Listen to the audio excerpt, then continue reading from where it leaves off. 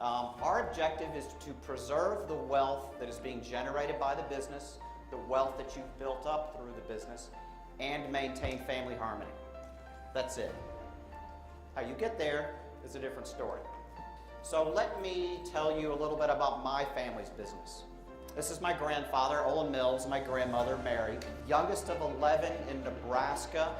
During hard times, jobs were few and far between, left the farm, went to a town, visited a friend, borrowed his camera, went to the town square, put up a sandwich board that said 5 cents down, 5 cents when you pick it up, take your picture. So along comes the first customer, a couple, they plunk their nickel down, they pose, he takes the picture and says, come back tomorrow, I'll have your picture for you.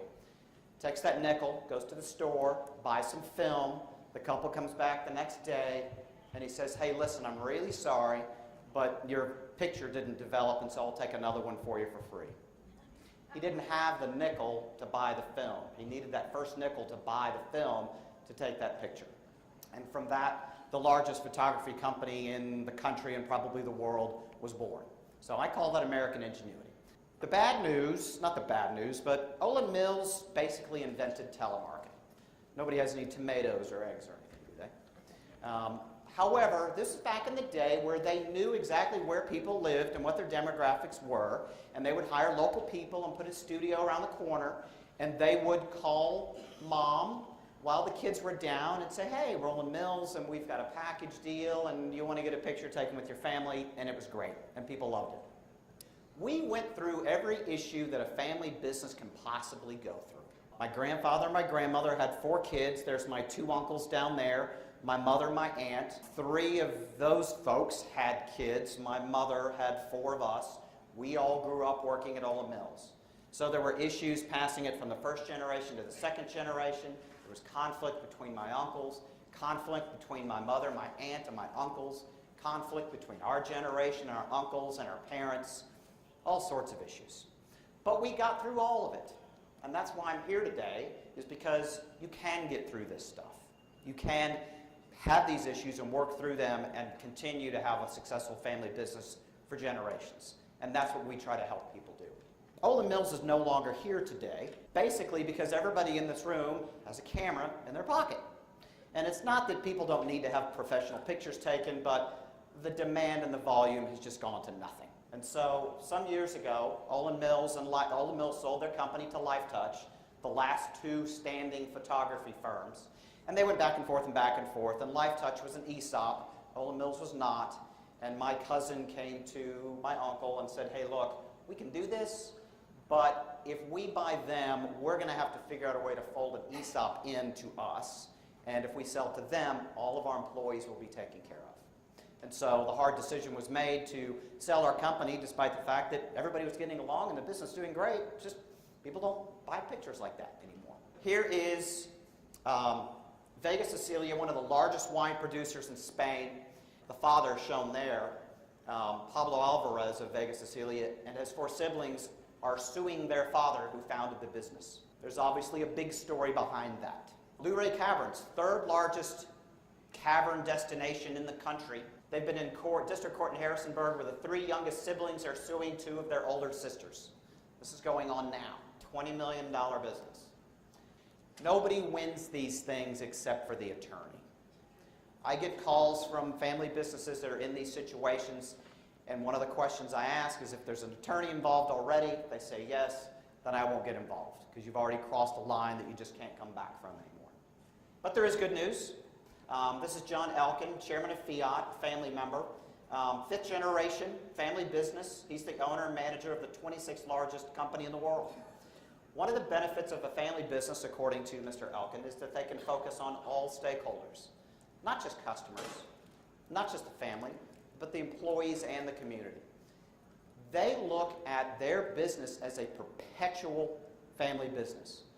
I think now automobiles make up less than 50% of the revenue that comes into Fiat. They're in reinsurance, they're in all sorts of other businesses. They are never going to sell their business because they view this as the goose that lays the golden eggs, and we're going to keep reinventing ourselves for the benefit of the family to have this wealth generator continue forward. There's other good news. I was looking at Forbes magazine. this a couple years ago.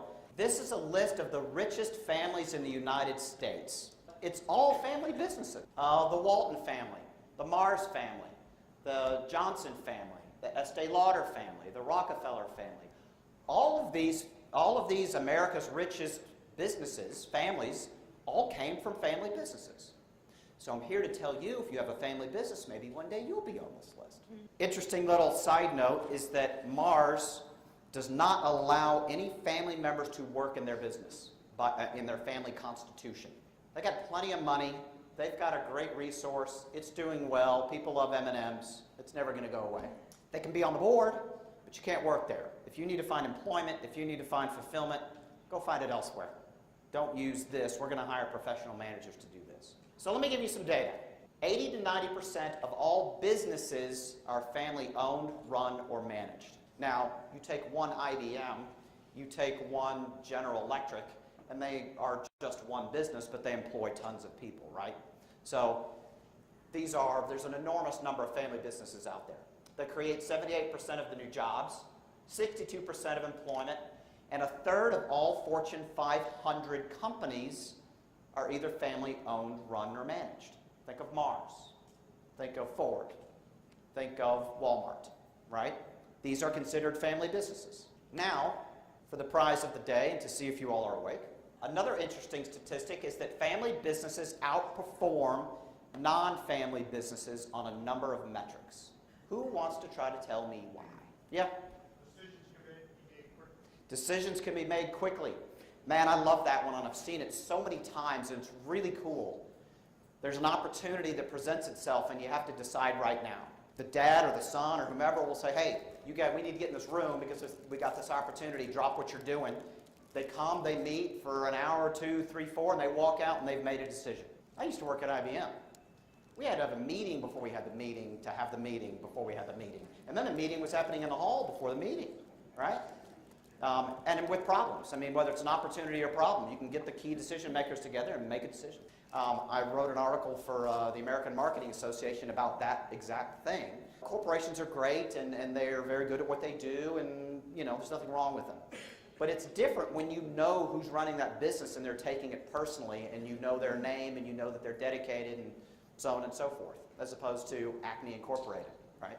I have seen this also. When you're with a family business, you're privately held, and you've got to make this investment. And you know it's not going to pay off for another 5 years. But that's okay, because you know it's going to pan out on the other side, and so you're going to go in the hole for a little bit. You're going to lose a little money for a little bit. But that's okay. If you've got to report quarterly to Wall Street, you can't do that. You're going to lose your job as CEO, and somebody else is going to come take that job. Actually, all of these are true, and all of them contribute, obviously. The number one reason why family businesses outperform non-family businesses is trust. However, think about it. You've got 4 family members, for example, that are all working in the business. They all trust each other. Everybody's motivated. Everybody's doing what they need to do. You've divided up the responsibilities, and you don't have to worry. Basically, you've got 4 owners running around, right? And they come together, and they confer with each other, and then they go on their way. Somebody doesn't show up until 9:30. You're not worried about it because you know they're doing what they're supposed to be doing, or it's something personal they couldn't get out of. You don't worry about it. Now, let me take the lampshade off your eyes. Take the trust away, and what do you have? Now you've got a big mess on your hands, right? If you don't have long-term perspective, I mean, it's good, but if you don't have it, it's not going to kill you. If you don't have loyalty or continuity, it's not going to kill you. If you don't have trust, it will kill you. Somebody else will get a chance at the book. Last chart of some facts. 33% will successfully pass into the next generation. 2/3 of family businesses fail to go from one generation to the next, regardless of the generation. People think it's the 3rd generation. The reason people think it's the 3rd generation is because the business has been around long enough, has gotten enough prominence that when they actually do go under, everybody knows about it. There's loads of 2nd generation, 1st generation businesses trying to go to number 2 that don't make it, but you don't hear about it. You do, sometimes you do, but many times you don't. So 2/3 fail. 45% of CEOs that plan to retire in family businesses 5 years have thought about succession, meaning 55% have not. 31% have no estate or transfer plans. 85% have identified a family member's successor. And I put danger there, and I'll hearken you back to Mars. If your continuity plan is zeroed in on only your particular offspring, you are narrowing your talent pool down really small. Sometimes, as Olan Mills did for a period of time, we had an external CEO. He was extremely good at what he did, and he did great at the business. And then my uncle was much older than his kids, and he was grooming them as they came along. So you can have a non-family member running your business with responsibility.